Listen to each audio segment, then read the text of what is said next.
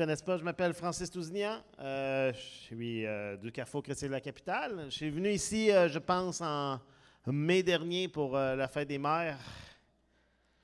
Et c'est un plaisir pour moi d'être parmi vous ce matin encore. Il y a des textes dans la Bible, dans les Écritures, qu'on considère comme des classiques. Des textes qui sont connus par tout le monde.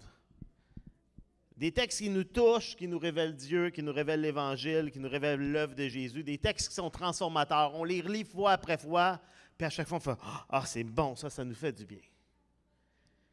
Et un des textes qui a toujours résonné pour moi, c'est un texte qu'on trouve dans Luc 15, qui est traditionnellement appelé la parabole du fils prodigue. Je dis traditionnellement parce que quand on prend le temps de réfléchir, on réalise que c'est un peu injuste de mettre l'emphase sur juste l'un des fils. On pourrait très bien l'appeler la parabole des deux fils perdus. Le mot prodigue signifie quelqu'un qui fait des dépenses excessives, qui dilapide son bien. Mais ça veut aussi dire quelqu'un qui distribue, qui donne abondamment. Et c'est avec cette définition en tête que plusieurs vont dire que c'est le Père qui est prodigue. C'est le Père qui, particulièrement dans sa grâce et son amour, donne abondamment. Et c'est ce qu'on va regarder aujourd'hui. On va prendre le temps de voir ensemble ce texte et de voir pourquoi les deux fils sont perdus et comment le Père agit pour ramener ses fils à la maison. Et pour bien comprendre la parabole, c'est important de voir d'abord qu'est-ce qui amène Jésus à la raconter. Pourquoi Jésus raconte cette histoire? Et je vous invite à ouvrir vos Bibles dans Luc 15. Luc 15 à partir du verset 1. Luc 15, verset 1, c'est écrit « Tous les collecteurs d'impôts et les pécheurs s'approchaient de Jésus pour l'écouter. Mais les pharisiens et les spécialistes de la loi murmuraient, disant « Cet homme accueille des pécheurs et mange avec eux. » Alors il leur dit cette parabole. C'est le contexte dans lequel Jésus va raconter sa parabole, va raconter cette histoire des deux fils perdus. Et on a deux groupes de gens qui viennent ici écouter Jésus. On a les collecteurs d'impôts et les pécheurs. Des gens qui observent ni les lois morales de la Bible, ni les règles cérémonieuses de pureté auxquelles obéissent les Juifs religieux. Ils ont, entre guillemets, quitté la maison en quittant la moralité traditionnelle de leur famille, des gens respectables de la société. Ils vivent dans la débauche, entre guillemets. C'est ce que les autres, quand les pharisiens les regardent, disent eux, c'est les pécheurs. Et c'est le premier groupe de gens qui est auprès de Jésus. Ils veulent entendre Jésus, ils viennent voir Jésus pour l'écouter. Et le deuxième groupe, c'est les pharisiens, les spécialistes de la loi. C'est des gens qui, eux, sont demeurés dans la moralité traditionnelle dans laquelle ils ont grandi. Eux sont restés à l'Église. Ils étudient, ils obéissent aux Écritures. Ils adorent avec fidélité. Ils prient constamment. En apparence, ils sont proches de Dieu. Ils voient Jésus qui mange avec des pécheurs. Et à l'époque, manger avec quelqu'un, ça veut dire l'accueillir. C'est s'identifier à lui, c'est l'accepter. C'est pas juste on mange ensemble et c'est réglé. Non, il y a quelque chose de plus qui est communiqué, c'est « je t'accueille ». Et ça, pour eux, de voir Jésus qui mange avec des pécheurs, ça les offusque, ça les offense. Et c'est principalement à ce deuxième groupe que la parabole va s'adresser. La parabole ne s'adresse pas à des pécheurs rebelles, mais s'adresse surtout à des gens religieux qui font tout ce que la Bible demande. Jésus va chercher à leur montrer comment ils sont aussi perdus que les pécheurs qu'ils jugent et qu'ils méprisent. Et leur montrer comment Dieu les appelle également à revenir à la maison. Et lisons la parabole ensemble. Luc 15 à partir du verset 11. À partir du verset 11, il dit encore, un homme avait deux fils. Le plus jeune dit à son père, « Mon père, donne-moi la part de l'héritage qui doit me revenir. » Le père leur partagea alors ses biens. Peu de jours après, le plus jeune fils ramassa tout et partit pour un pays éloigné, où il gaspilla sa fortune en vivant dans la débauche. Alors qu'il avait tout dépensé, une importante famine survint dans ce pays, et il commença à se trouver dans le besoin. Il alla se mettre au service d'un des habitants du pays, qui l'envoyait dans ses champs garder les porcs. Il aurait bien voulu se nourrir des caroubes que mangeaient les porcs, mais personne ne lui en donnait. Il se mit à réfléchir et se dit, « Combien d'ouvriers chez mon père ont du pain en abondance et moi, ici, je meurs de faim. Je vais retourner chez mon père et je lui dirai, « Père, j'ai péché contre le ciel et contre toi. Je ne suis plus digne d'être appelé ton fils. Traite-moi comme l'un de tes ouvriers. » Il se leva et alla vers son père. Alors qu'il était encore loin, le père le vit et fut rempli de compassion. Il courut se jeter à son cou et l'embrassa. Le fils lui dit, « Père, j'ai péché contre le ciel et contre toi. Je ne suis plus digne d'être appelé ton fils. » Mais le père dit à ses serviteurs, « Apportez vite le plus beau vêtement et mettez-le lui. Passez-lui un anneau au doigt et mettez-lui des sandales aux pieds. Emmenez le veau qu'on a engraissé et tuez-le. Mangeons et réjouissons-nous, car mon fils que voici était mort, et il est revenu à la vie. Il était perdu et il est retrouvé. » Ils commencèrent à faire la fête. Verset 25, « Or le fils aîné était dans les champs. Lorsqu'il revint et s'approcha de la maison, il entendit la musique et les danses. Il appela un des serviteurs et lui demanda ce qui se passait. Le serviteur lui dit, « Ton frère est de retour et ton père a tué le veau engraissé parce qu'il l'a retrouvé en bonne santé. » Le fils aîné se mit en colère et ne voulait pas entrer. Son père sortit le supplier d'entrer, mais il répondit à son père, « Voici tant d'années que je suis à ton service sans jamais désobéir à tes ordres. Et jamais tu ne m'as donné un chevreau pour que je fasse la fête avec mes amis. Mais quand ton fils est arrivé, celui qui a mangé tes biens avec les prostituées, pour lui tu as tué le veau engraissé? » « Mon enfant, lui dit le père, tu es toujours avec moi et tout ce que j'ai est à toi. Mais il fallait bien faire la fête et nous réjouir, parce que ton frère que voici était mort et il est revenu à la vie.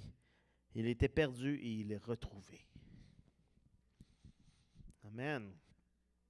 Une histoire classique qu'on raconte à l'école du dimanche. Et on va prendre le temps de la regarder ensemble.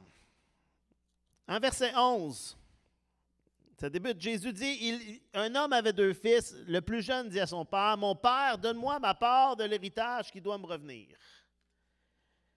Un homme avait 2 fils. Ici, c'est le père qui est la figure centrale de la parabole. L'emphase de la parabole va nous montrer comment le père réagit au comportement de ses 2 fils. Le personnage le plus important de l'histoire, c'est le père.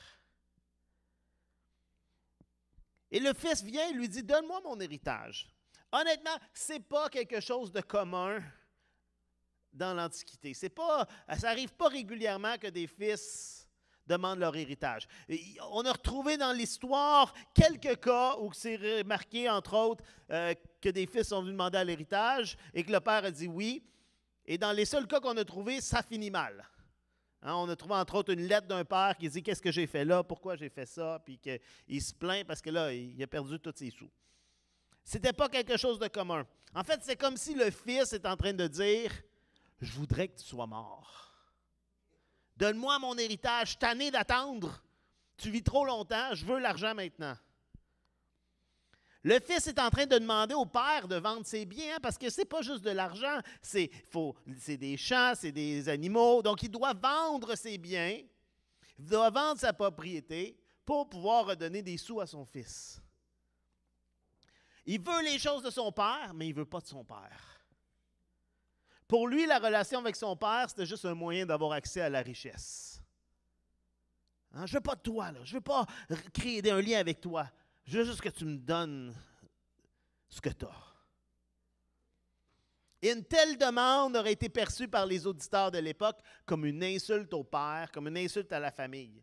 La place du jeune fils, c'est de rester à la maison, c'est de travailler, c'est d'obéir à son père. Et cette demande-là, c'est une insulte envers le père et c'est une atteinte à la réputation de la famille. Comment est-ce qu'il peut traiter son père de la sorte? Comment il peut l'exposer, sa famille, à autant de mépris et de honte? Juste le fait que le fils demande ça au père, pour la communauté, c'est une insulte, c'est un manque de respect. Et la réponse du père est encore plus surprenante. À la fin du verset 12, le père leur partagea alors ses biens. La réaction normale, ça aurait été de la colère. ça aurait été de déshériter le fils. Tu voulais mon héritage, mais tu n'en auras pas. De le renvoyer de la maison sans rien. Mais le père répond à l'impatience du fils avec patience. Il accepte sa requête. Il divise ses biens entre ses deux fils. Hein, ça dit, il leur partagea ses biens. 2 tiers pour le fils aîné, 1 tiers pour l'autre fils. Donc le père partage son héritage, il donne ses biens. Le père n'agit pas ainsi parce qu'il approuve la requête de son fils. Hein? Il n'est pas d'accord avec son comportement. C'est pas, oui, c'est une bonne idée ça. Ce n'est pas un saut d'approbation que le père donne ici. Et on le voit tout de suite dans le discours au retour du fils. Hein, le père sait qu'il est en train de perdre son fils. Il va dire plus tard, il était mort. Il sait que le lien est déjà brisé. La relation n'est pas présente. Et honnêtement, réagir avec colère aurait juste empiré les choses. Aurait juste brisé la relation encore plus. Aurait juste empêché une réconciliation éventuelle. Le père sait que s'il réagit avec colère, qu'est-ce que tu dis là, ça n'a pas de bon sens, il aurait juste brisé le lien pour toujours. Et au contraire, le père laisse aller avec grâce ici. Hein, il donne au fils ce qu'il ne mérite pas. Dans nos relations avec les autres, alors qu'ils prennent des décisions avec lesquelles on n'est pas d'accord, qu'on se sent rejeté, qu'on se sent méprisé, comment est-ce qu'on réagit? Est-ce qu'on brise le lien? En chercher à tout faire pour les punir. Ah ouais, tu as agi de même avec moi, ben tu vas voir, tu vas payer. Je vais devenir la malédiction de Dieu. Est-ce qu'on fait tout pour leur faire vivre les conséquences de leurs actes? Parce qu'ils ont mal agi envers nous? Parents, comment est-ce qu'on réagit quand nos enfants font des choix qui sont contraires à ce qu'on leur a enseigné, contraires à ce qu'on se considère être les bons choix, les bons comportements, contraires à ce que la Bible enseigne? Est-ce qu'on agit avec colère et rigidité? Est-ce qu'on brise le lien? Est-ce qu'on les rejette et on les empêche toute possibilité de retour à la maison et de réconciliation? Ou est-ce qu'on continue de démontrer de l'amour et de la grâce? Je ne dis pas qu'il faut tout accepter, tout approuver. Mais si vous avez bien fait votre rôle de parent, vos enfants savent quelles sont vos valeurs. Hein, ils savent quelles sont vos croyances, vos opinions, ce que vous considérez être les bons choix. Je ne dis pas qu'il faut se taire et rien dire. Mais une fois que c'est dit, comment est-ce que vous agissez si vos enfants, rendus à l'âge de faire leurs propres choix, décident des choix avec lesquels vous n'êtes pas d'accord? Est-ce que vous êtes bien, si tu ne choisis pas ce que je veux, va-t'en, je ne veux plus te voir. Tu reviendras quand tu auras changé. Ou est-ce que vous continuez à les accueillir? Ils savent que vous n'êtes pas d'accord. Pas besoin d'être répété à chaque fois. Hein? Mais en attendant, est-ce qu'ils savent que s'ils reviennent à la maison, il va y avoir un père et une mère qui vont les accueillir? Le père, dans notre parabole, nous montre un modèle de père qui laisse une place à la réconciliation, une place à la restauration. Même si le jeune fils ne le réalise pas à ce moment-là. Ah, parce que lui, tout ce qu'il voit, c'est ce qu'il pense être la bonne solution pour être heureux. Tout ce qu'il voit, c'est son épanouissement personnel, son plaisir personnel. Dans sa tête, il n'est pas heureux à la maison et la solution, c'est de partir vivre sa vie. Et il ne voit pas ce que le Père fait pour lui. Hein, il doit quitter et dire « Ah, je l'ai bien eu ». Et à travers la Bible, même dans les moments de jugement, Dieu le Père agit avec grâce, avec patience, cherchant à ramener ses enfants à la maison dans le droit chemin. Lisez même les prophètes de l'Ancien Testament, et alors que Dieu annonce le jugement, le chapitre d'après est en train de dire « Mais il y a restauration, mais il y a pardon, mais tu vas revenir à moi. » On n'est jamais dans « c'est fini ». On est « Hey, ce que tu vis, c'est parce que tu t'éloignes de moi, mais reviens à moi, tu vas voir. » Dieu est un Dieu qui rempli de grâce, qui veut restaurer. C'est comme ça que le père de l'histoire agit. Mais le fils s'en rend pas compte et lui, il part. Il s'en va vivre sa vie.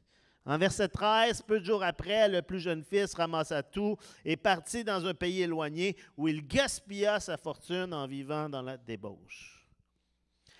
Jésus parle très brièvement de ce que fait le jeune fils. On n'a pas de détails, parce que le but, ce n'est pas de mettre l'emphase sur les mauvais comportements. Mais Jésus va dire, il vit dans la débauche. Et là, on a toutes nos idées de ce que ça peut être.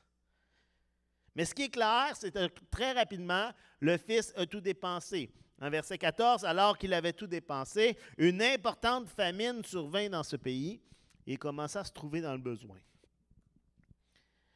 Non seulement il manque de respect envers son père, mais il a une très mauvaise gestion de ses biens. Il voulait sa liberté pour faire les choses à sa manière. Ce qu'il dit à son père, c'est « Moi, je vais faire les choses mieux que toi. Moi, je sais ce qu'il faut pour être heureux. » Et très rapidement, il montre que sa manière ne lui apporte pas le bonheur qu'il recherchait. Il n'avait pas pensé à long terme.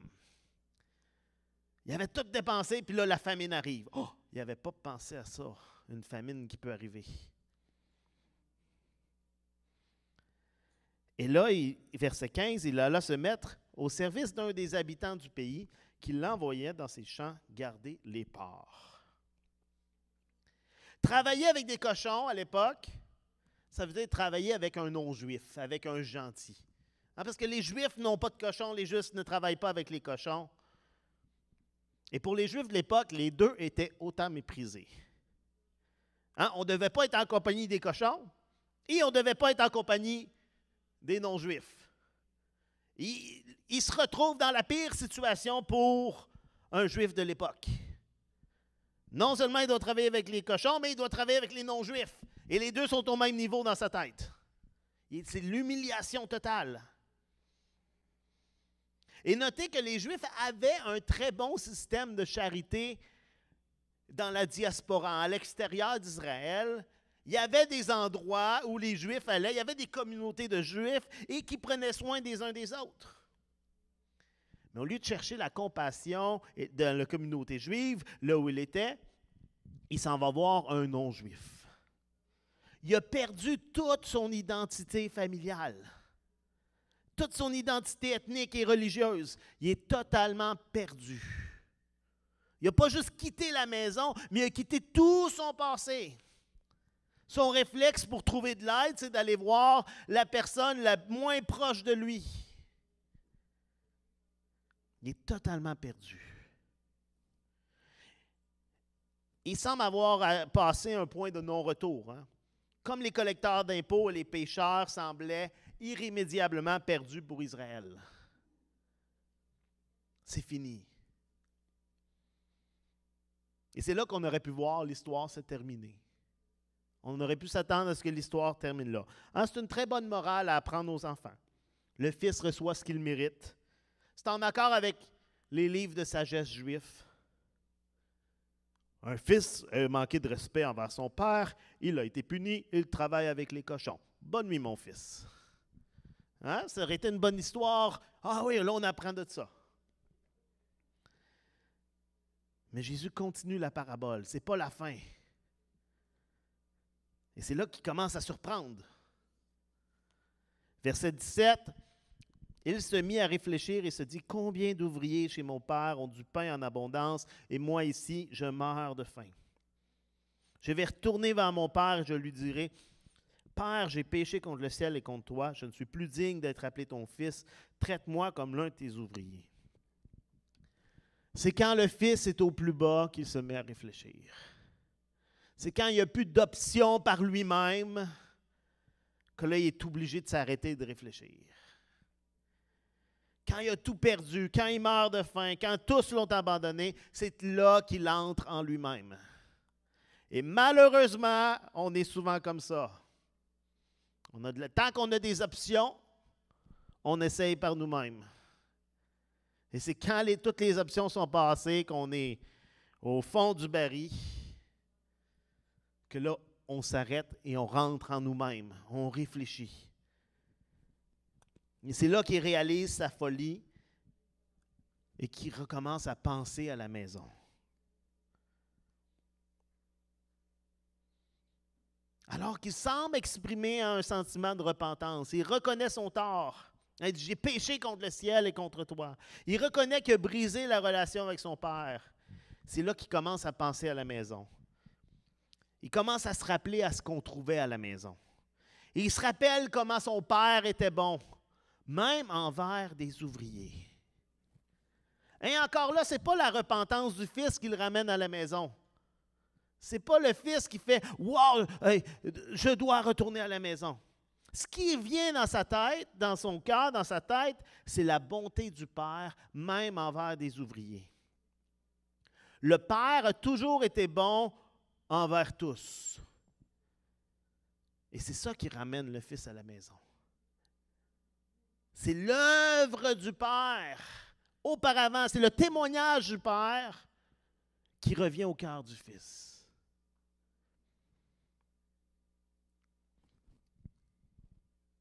Notre comportement en tant que parents, en tant que gens, a un impact sur les gens. Qu'on réalise peut-être pas, mais on est en train de semer une graine qui un jour va peut-être porter du fruit. Mon père était bon envers tous. C'est que si je retourne à la maison, il va peut-être être bon à nouveau envers moi. On est avec des gens, on leur témoigne l'amour de Dieu, on leur démontre l'amour de Dieu. Et un jour, alors qu'ils vont rentrer en eux-mêmes, ils vont dire « Hey, je me souviens de Richard. » Je ne sais pas s'il y a un Richard ici, mais il y en a un. Bon. Il y en a. Il est gentil, il respectait, il nous écoutait. Il nous parlait de Dieu. Ah, peut-être c'est vrai. C'est quand dans les moments où c'est difficile que là, ces choses-là reviennent. Ces bons comportements-là, ces bonnes actions, cette grâce qui est démontrée porte du fruit. Le Fils rentre en lui-même et se met à réfléchir. Hein, il dit, traite-moi comme l'un de tes ouvriers. Les ouvriers, c'est plus bas dans la manière que c'est fait. Il y a les enfants qui, eux, ont un statut de maître. Il y a ensuite les serviteurs, les esclaves qui vivent à la maison, qui sont nourris par le maître. Ils demeurent à la maison. Et puis, il y a les ouvriers. Hein, c'est des journaliers. Ils rentrent pour la journée, ils punch out le soir, puis ils retournent chez eux. Ils prennent leur salaire du jour et c'est ça. Demain, peut-être qu'il va y avoir du travail, peut-être pas. C'est eux qui souvent font les travaux les plus demandants. Et il dit, traite-moi comme un de tes ouvriers. C'est même pas, accueille-moi dans la maison à nouveau. C'est, je veux juste avoir quelque chose. Le jeune fils avait disgracié sa famille et donc toute la communauté. Il était mort pour eux. Il n'existait plus. Les rabbins de l'époque enseignaient que si vous aviez violé des standards de ce genre, les attentes de la communauté, ce n'est pas suffisant de juste s'excuser. Il fallait faire restitution. Il fallait payer quelque chose. Et on a le sentiment que c'est ça que le Fils veut faire. Hein? Fais-moi un de tes ouvriers, éventuellement je vais payer ma dette. Je vais regagner le respect de mon Père. Il ne pense pas à la grâce, mon Père va m'accueillir, il va me pardonner, c'est sûr. Non, non, il est très dans un esprit de je dois regagner le respect de mon Père. Petit peu à la fois. Mais au moins, c'est mieux qu'ici. Et le Fils décide alors de revenir à la maison. Tant que le Fils ne se lève pas et ne revient pas vers la maison, la réconciliation avec son Père est impossible. Le remords, ce n'est pas suffisant. Hein? Il doit être jumelé avec une action. C'est encore vrai aujourd'hui. Ce n'est pas parce que je me sens mal qu'il y a possibilité de réconciliation. Je dois faire un geste de m'approcher vers Dieu. C'est quand le Fils se lève que débute sa transformation, une mouche, de la mort à la vie. C'est le moment qu'il se lève que le changement commence. Verset 20, il se leva et alla vers son père. Et on peut imaginer que c'est une longue route, que tout le long, il se pratique. Et là, je vais lui dire ça. Puis il y a un discours de près. Alors qu'il était encore loin, le père le vit et fut rempli de compassion. Il courut se jeter à son cou et l'embrassa. Le fils lui dit, « Père, j'ai péché contre le ciel et contre toi, je ne suis plus digne d'attraper ton fils. » Mais le père dit à ses serviteurs, il l'interrompt. « Apportez vite le plus beau vêtement et mettez-le lui. Passez-lui un anneau au doigt et mettez-lui des sandales aux pieds. Amenez le veau qu'on a engraissé et tuez-le. Mangeons et réjouissons-nous car mon fils que voici était mort et il est revenu à la vie. Il était perdu et il l'a retrouvé. » Et ils commencèrent à faire la fête. Avant même que le fils ne débute son discours, le père le voit, il est rempli de compassion. On peut en conclure que le père continuait d'espérer. Il continuait d'attendre son fils. Il n'avait pas abandonné espoir, il n'avait pas lâché prise. Il ne le voit plus, il n'y a pas de nouvelles, ce n'est pas Messenger ou cellulaire ou peu importe. Il ne sait pas il est où son fils. Il n'y a aucune nouvelle. Mais il continue d'espérer parce qu'il regarde. Il le voit. Il regardait au loin en espérant le revoir revenir. Et l'accueil du Père dépasse tout ce qu'on pourrait imaginer, démontre que le Fils a vraiment été pardonné. Même sans qu'il parle. Il commence son discours, puis le Père l'interrompt. Alors, le Père aurait pu, à l'époque, voir son fils, il aurait pu le tuer. Dire non, voici la conséquence. Il aurait pu le mettre en probation. On va voir peut-être pour un temps, si dans 5 mois, si tout va bien encore, bien là, on continuera. Il aurait pu mettre des conditions. On va voir si c'est vraiment vrai, là, ce que tu dis. Tu fais tout ça juste par cette fin? Mais non, le Père est compatissant. Il n'y a rien que le jeune fils a fait qui fait de lui un non-fils. Il est toujours demeuré son fils. Le Père n'attend pas que le Fils démontre sa repentance et que ses motifs sont purs. Il fait juste déverser son amour envers lui. Un homme âgé, ça dit, il court vers son fils. Un homme âgé qui court à l'époque, c'est extrêmement humiliant. Dans la culture, plus tu es âgé, plus tu es vénérable, plus tu marches lentement et c'est les autres qui marchent à ta vitesse. Et en fait, pour courir, il a une longue robe, il doit lever sa robe jusqu'à ses genoux et courir comme ça. C'est extrêmement humiliant. Et que le père le fasse pour son fils, c'est tout le contraire. C'est le fils qui aurait dû courir vers le père. Mais il est en train de dire, non, tu es plus important que tout ce que les gens peuvent penser que moi. Il l'embrasse. Embrasser, c'est une salutation qu'on gardait pour les membres de la famille, pour les amis proches. Il est en train de dire, mon fils, il est en train de recréer le lien. Le père ne lui fait pas un sermon quand il arrive à la maison. Il ne dit pas, je te l'avais dit, ça ne marcherait pas, tu vois, tu reviens. Tu as eu une mauvaise idée. Maintenant, on va retravailler, là. Tu vas voir, je vais te montrer comment faire les choses. Non, il demande le pardon par des actions. Comme Jésus le fait avec les collecteurs d'impôts et les pécheurs en mangeant avec eux. Jésus ne mange pas avec les collecteurs d'impôts et les pécheurs un coup qui ont changé. Il les accueille avant. Ses actions parlent davantage qu'un grand sermon sur la grâce de Dieu. Jésus ne fait pas juste un grand discours. Non, il s'assoit et il mange avec eux. Et eux se sentent accueillis. Vous vous souvenez de l'histoire de Zachée? Zachée est dans un arbre. Zachée il est corrompu, il est pécheur. Et la première chose que Jésus lui dit, avant même quoi que ce soit, c'est « Zachée, je veux manger chez toi. » Je vous ai dit, manger, c'est important, ça veut dire « je t'accueille ». Et c'est suite à ce geste-là, sans grande prédication, que Zachée change et donne tous ses biens. Zachée, son cœur change complètement parce qu'il voit Jésus qui l'accueille. Il voit la grâce de Dieu. Au verset 22, alors que le fils commence à parler, le père l'interrompt. Il dit, « Wow, ça suffit, je ne pourrai plus rien entendre. » Et il commence à lui donner des cadeaux de restauration. Des cadeaux qui démontrent qu'il est reçu comme un fils.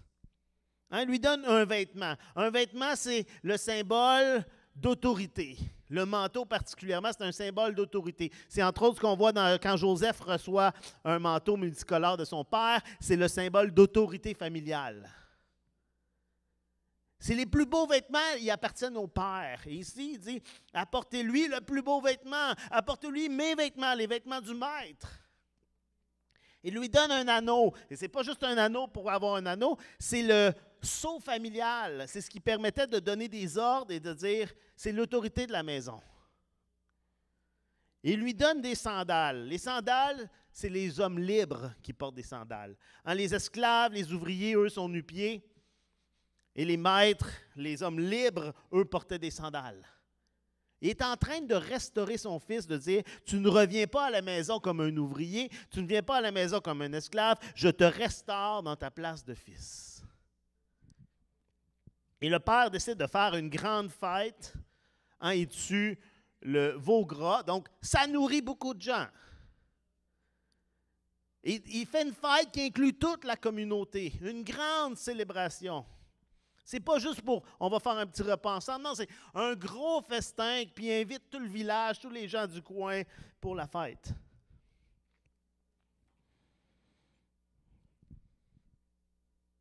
Mon fils, qui était mort, est revenu à la vie.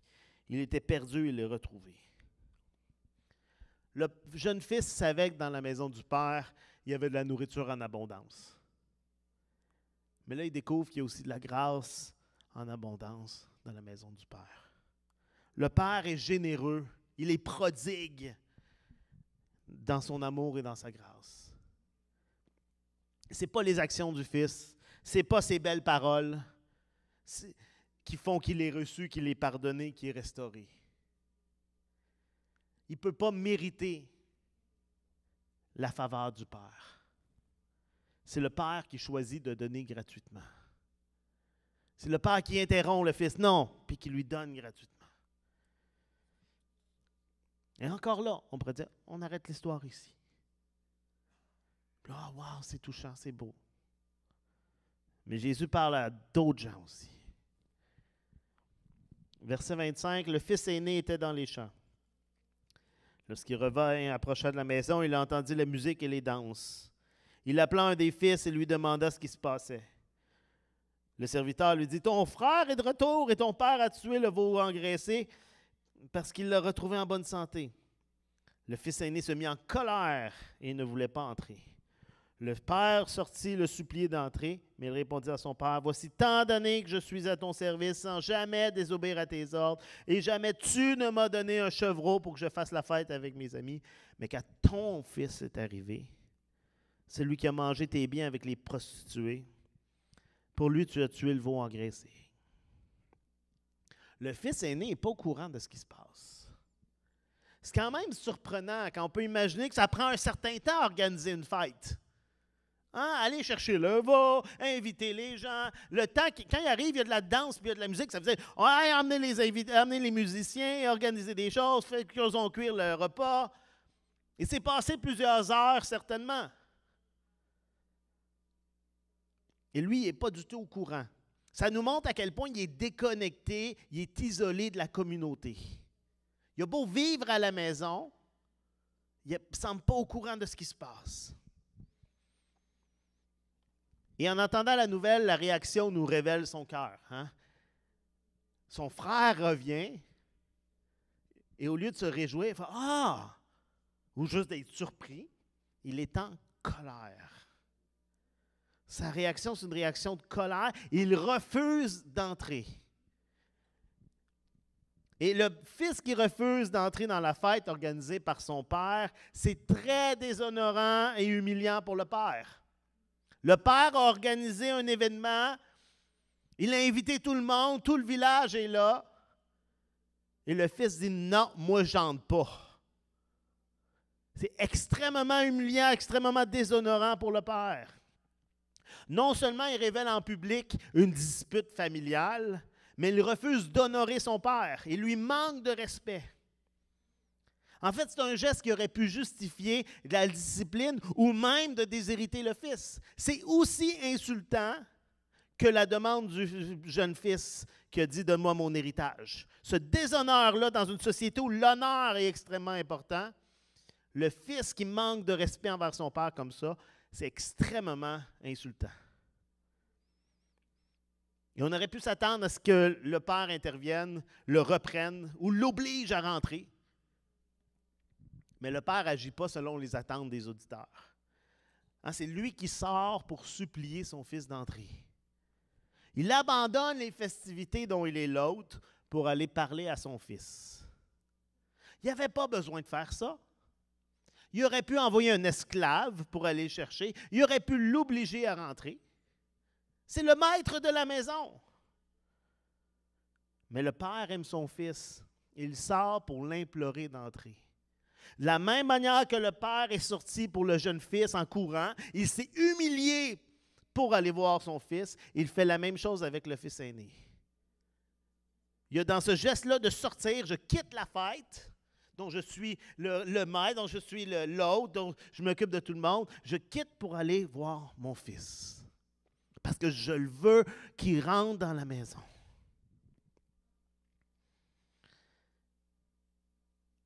Les actions et les paroles du Fils nous montrent à quel point il est en désaccord avec les actions de son Père. Hein? À quel point il ne lui fait pas confiance.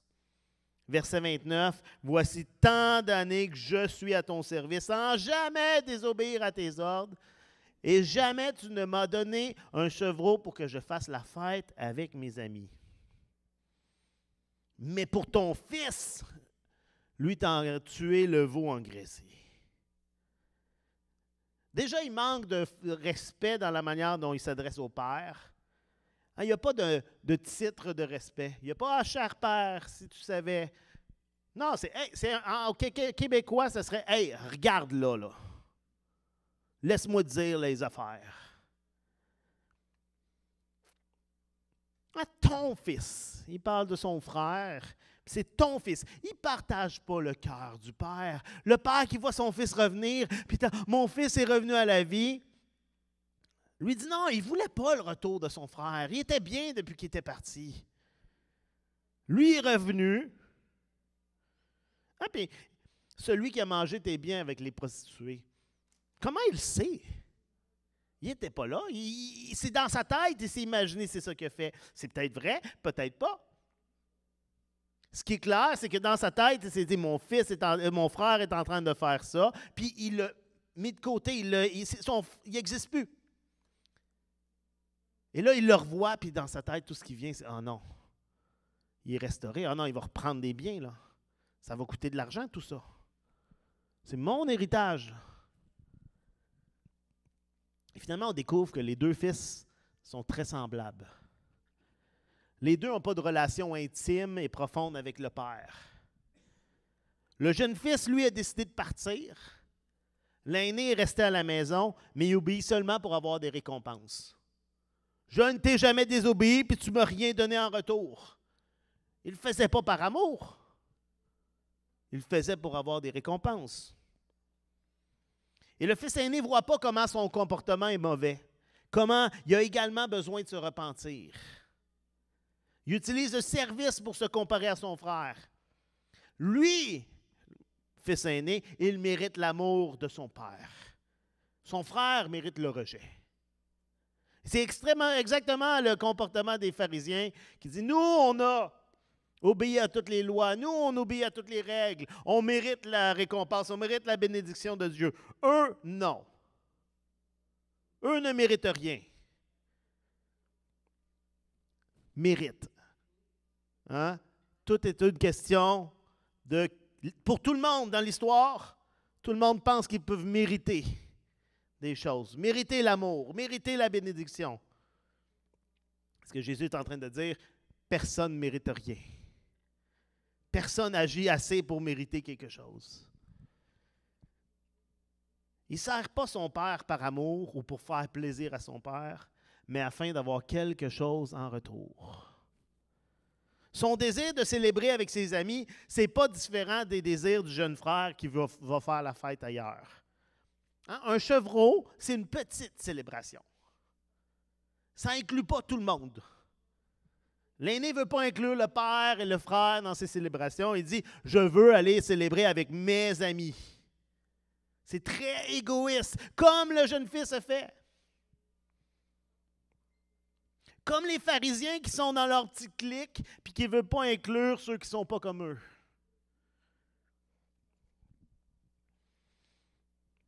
Verset 30, hein, quand ton fils est arrivé, tu as tué le veau gras. C'est clair que le fils aîné s'inquiète davantage pour les biens perdus que par son frère qui est perdu et retrouvé. Si son frère revient et est restauré comme un fils, il est fort probable qu'il va perdre une part de son héritage. Ou du moins que son père va devoir en dépenser pour une partie pour son frère. Et ça, c'est inacceptable. J'ai des droits, tu aurais dû me consulter. Tu ne peux pas prendre des décisions sans me consulter, là. Il ne fait pas confiance à son père.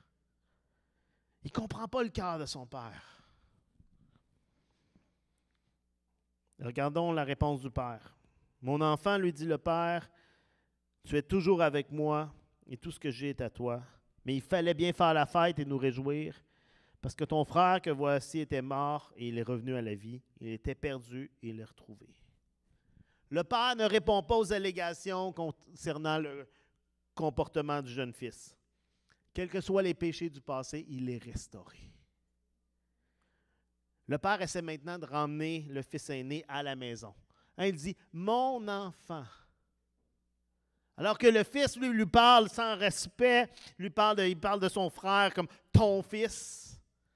Quand le père parle, il est en recherche de relation. « Hey, tu es mon enfant ». N'est-ce pas la récompense et la joie d'un fils d'être avec son père? Hein, tu es avec moi, c'est suffisant, non? La conclusion est claire, hein? Il dit « ton frère ». Que voici était mort. On est une famille, et une famille, ça ne fonctionne pas sur le calcul du mérite. Ça ne fonctionne pas de qui a plus puis qui a moins, puis qui mérite plus, puis lui a le droit à ça. Non, une famille, ça fonctionne dans la grâce. Et quand les morts revivent et les perdus sont retrouvés, bien, c'est nécessaire de se réjouir. La réjouissance, c'est la seule option. Il était perdu, il l'a retrouvé, il fallait faire la fête. Puis si tu ne comprends pas ça, c'est que tu ne comprends pas la grâce du Père. Si vous ne comprenez pas ça, c'est que vous ne comprenez pas la grâce de Dieu, qui, quand les gens viennent à lui, quand les perdus sont retrouvés, il faut se réjouir. Et la parabole se termine avec le fils aîné qui se tient à l'extérieur. Et on ne sait pas s'il va entrer ou non. Hein, l'invitation est lancée. Il peut entrer dans la célébration de son Père, mais seulement selon les termes du Père, seulement selon la grâce. Pas parce qu'il mérite, parce que tout le monde, il mérite aucunement que son Père l'accueille. Mais s'il choisit d'entrer, c'est en acceptant que le Père, c'est un Père de grâce. Et c'est ce que Jésus veut démontrer aux pharisiens, aux spécialistes de la loi, et c'est ce que Jésus veut nous montrer. Qu'il n'y a aucun mérite qu'on peut faire qui va nous permettre d'entrer dans la maison du Père. Juste la grâce. Cette parabole nous montre deux manières différentes de chercher le bonheur, de chercher l'accomplissement. Le jeune fils recherche le bonheur par les moyens de la découverte de soi, le plaisir personnel. C'est celui qui veut sortir des traditions, qui veut sortir de la moralité, des conventions, des coutumes. Celui qui veut sa propre liberté, ses propres buts. Hein, on a des gens dans notre société qui c'est comme ça. Je vais trouver ma manière pour moi. Je rejette tout le passé. Je vais trouver ma nouvelle manière. Je vais m'épanouir. Je vais trouver mon bonheur. Le fils aîné, il représente ceux qui cherchent à atteindre le bonheur au moyen de la rectitude morale. Si j'obéis assez, si je fais assez le bien, si j'ai assez une bonne vie, je vais mériter le bonheur. Moi, j'ai grandi dans l'Église. Je suis là depuis toujours. J'écoute toutes les règles. Je lis ma Bible à tous les jours. Je fais mes prières. Je suis là à Pâques, à Noël. Puis de temps en temps, je suis une bonne personne, pour prendre les termes de notre société, c'est sûr, je vais aller au ciel. Et notre société est divisée entre ces deux approches. Ceux que je vais par moi-même découvrir mon bonheur, ou je suis tellement les règles qu'on m'a enseignées que je vais trouver le bonheur. Puis parfois, on passe d'une approche à l'autre.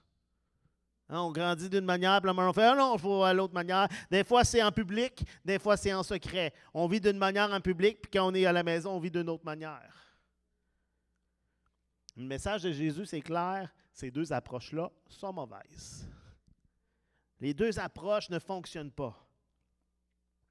Si c'est évident pour le jeune fils, il est perdu, il se retrouve dans la famine, Jésus est en train de dire que le fils aîné est aussi perdu que son frère. En fait, sa situation est encore plus dangereuse parce que lui, il ne le voit pas. Qu'est-ce que voulait le jeune fils? Il voulait prendre ses propres décisions, il voulait avoir le contrôle de sa vie, le contrôle de ses biens. Qu'est-ce que voulait le fils aîné? Bien, il voulait les biens de son père plutôt que le père. Même chose. Les deux ont le même cœur. Les deux considèrent que l'amour du père est conditionnel. Si je fais ça, je vais être aimé, je vais être récompensé. Il voulait être dans une position où il pouvait dire au père quoi faire. Les deux se sont rebellés.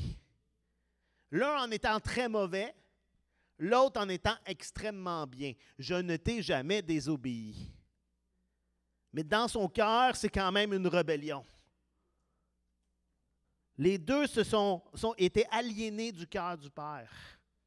Aucun des deux n'aimait le Père pour qui il était. Ce qu'il voulait, c'était les biens, la richesse, et pas l'amour du Père qui allait les rendre heureux. Il se dit, si j'ai ça, si j'ai mon héritage, si j'ai des chevreaux, des choses, des biens, je vais être heureux. Alors que le Père dit, hey, sois avec moi. C'est ça qui va te rendre heureux. Et Jésus donne aussi une nouvelle définition de c'est quoi le péché. Le péché pour Jésus, ce n'est pas seulement de briser des règles. Le péché, c'est de se mettre à la place de Dieu en tant que sauveur, Seigneur et juge. Comme chacun des fils qui a essayé de prendre le contrôle de sa vie. Le péché, c'est de dire, moi, je sais ce qui est bon pour moi. Peu importe ce que le Père me dit, moi, je sais ce qui est bon pour moi. Et si, comme le fils aîné, vous croyez que Dieu devrait vous bénir et vous aider parce que vous avez travaillé fort à lui obéir, vous avez travaillé fort à être une bonne personne, alors Jésus peut être votre aide. Il peut être votre exemple. Il peut même être votre inspiration, mais il n'est pas votre sauveur. Vous essayez d'être votre propre sauveur. Si vous cherchez à contrôler Dieu au moyen de votre obéissance, ben alors votre moralité, c'est juste un moyen d'obéir à Dieu, d'utiliser Dieu, pour avoir ce que vous voulez vraiment. Vous êtes si j'obéis assez, Dieu va me récompenser, Dieu va me sauver. Vous êtes en train d'essayer de manipuler Dieu. Les fils aînés obéissent Dieu pour ce qu'ils obtiennent. Ils n'obéissent pas Dieu pour obtenir Dieu, afin de lui ressembler, de l'aimer, de le connaître, de lui plaire. Quand les gens religieux et moraux peuvent éviter que Jésus comme Sauveur et Seigneur, ils font autant que les jeunes fils qui disent qu'ils ne croient pas en Dieu puis qui définissent le bien et le mal pour eux-mêmes. Autant ceux qui disent « je ne crois pas en Dieu » que ceux qui disent « si je fais le bien, Dieu va être obligé de me bénir », autant les deux sont perdus. Jésus nous montre que chacun d'entre nous cherche à se sauver lui-même, à utiliser Dieu et les autres. Mais même si les deux fils sont dans le tort, le Père les aime et les invite à revenir dans son amour, dans son festin. Le Père sort par lui-même pour emmener ses enfants à la maison. C'est très intéressant. C'est jamais le Fils qui fait l'œuvre d'entrer dans la maison. Le premier fils, il s'approche. Mais il vient en tant qu'ouvrier, il vient en tant de but de « je vais regagner le respect ». Et c'est le père qui sort et qui le ramène à la maison en tant que fils. Le deuxième fils refuse d'entrer dans la maison. C'est le père qui sort et qui le ramène, qui essaye de le ramener à la maison. On ne sait pas s'il est rentré. C'est ça que Dieu fait avec nous. C'est jamais par nous-mêmes. C'est Dieu qui nous amène à lui. C'est Dieu qui dit « Viens, mon enfant. C'est ça l'Évangile que Jésus annonce. On est tous dans l'erreur, mais on est tous aimés et on est tous appelés à reconnaître notre erreur et à changer. C'est la première étape, reconnaître qu'on est perdu. Et c'est ça le danger de l'attitude du fils aîné, parce qu'il se pense bon. Le jeune fils, il dit, j'ai péché contre Dieu et contre mon père. Mais le fils aîné ne voit pas sa condition. Un fils aîné va être fâché et amer quand la vie ne lui donne pas ce qu'il veut. Les fils aînés considèrent que Dieu leur doit une vie facile et bonne, sans difficulté, parce qu'ils méritent. Et quand des mauvaises choses leur arrivent, ils disent « Hey, je t'ai jamais désobéi, Seigneur. Pourquoi ça m'arrive? » Les fils aînés sont dans le jugement face aux autres qui n'agissent pas comme eux. Ils pensent être religieux, mais ils n'ont aucune intimité avec le Père. Les fils aînés rendent l'Église religieuse pour les jeunes frères qui ne s'y sentent pas bienvenus. Il y a quelqu'un de nouveau qui arrive, ils font « Hey, tu n'es pas comme nous. Tu n'es pas habillé comme nous, tu n'agis pas comme nous, tu ne parles pas comme nous. Tu reviendras quand tu seras comme nous. » Ils mettent des règles pour que les gens se sentent accueillis à la maison. Si le fils aîné avait vu son cœur, il aurait dit « Je suis aussi centré sur moi-même que mon frère. Je n'ai pas le droit de me sentir supérieur. J'ai autant besoin de la grâce de mon père. » Et s'il avait reconnu cela, il aurait pu pardonner son frère comme son père le fait.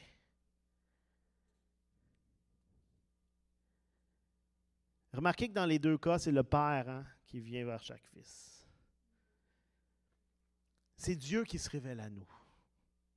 Et alors qu'il se révèle à nous, on réalise qu'on a besoin de lui. On réalise nos cœurs de fils perdus. On réalise que même les bonnes choses qu'on fait, on les faisait pour les mauvaises raisons. Dans cette histoire, le fils aîné n'agit pas qu'en tant que fils aîné. Un vrai fils aîné aurait eu le cœur du père, aurait accueilli son frère à la maison. Et Jésus laisse un vide dans l'histoire. Il nous amène à imaginer, à désirer un véritable fils aîné. Et je veux vous dire que ce fils aîné-là, on le retrouve en Jésus-Christ. Le but de cette parabole, c'est entre autres que le pardon a un prix. Pour que le jeune frère revienne, le frère aîné doit abandonner une partie de son héritage. Et dans l'histoire, le frère aîné n'est pas content de le faire. Mais notre véritable frère aîné, il a payé notre dette à la croix à notre place. Le Père a accepté de venir vers nous.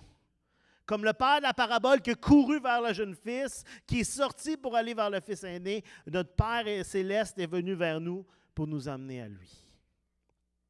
Et alors qu'on réalise le coût que le Père et le Fils ont payé pour nous, afin de nous ramener à la maison, ça doit toucher notre cœur. C'est cette réalité, cette révélation qui transforme notre cœur, qui nous amène à Dieu. Plus on regarde ce que Dieu a fait, le coût, ce que ça a impliqué, le coût pour Jésus, plus on est conscient à quel point c'est une grâce. Jésus-Christ, qui avait tout le pouvoir du monde, nous a vus esclaves des choses qu'on pensait qui nous rendraient libres. Alors il a quitté sa gloire céleste, il est devenu un serviteur. Au prix de sa vie, il a payé la dette de nos péchés, nous donnant accès au seul endroit où notre cœur trouve vraiment le repos, dans la maison de son Père. Là où on est restauré en tant que fils, en tant que fille, en tant qu'enfant de Dieu, là où un festin céleste nous attend. C'est ça la parabole de ce que j'appelle les deux fils perdus et le père prodigue. Deux fils qui étaient perdus, incapables de revenir par eux-mêmes. Et un père généreux dans sa grâce et son amour qui les accueille. Prions ensemble. Alléluia, Jésus. Alléluia, Père éternel. Seigneur, je te prie que ce matin, on puisse réaliser que par nous-mêmes, on est perdu, Seigneur. Que peu importe qu'on était loin intentionnellement, ou qu'on pensait qu'on t'obéissait, mais que par nous-mêmes, on était perdus, Seigneur. Qu'on puisse réaliser à quel point on est loin du Père lorsqu'on cherche à gagner, Seigneur, tes faveurs par nous-mêmes.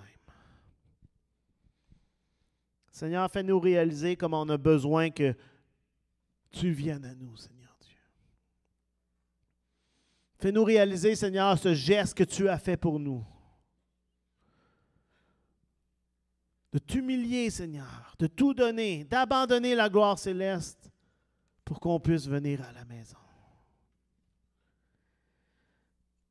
Seigneur, ce matin, on veut réaliser qu'en Jésus, tu agis en tant que Père prodigue. Père éternel, te démontrer de manière extravagante, sans limite, te donner, Seigneur Dieu.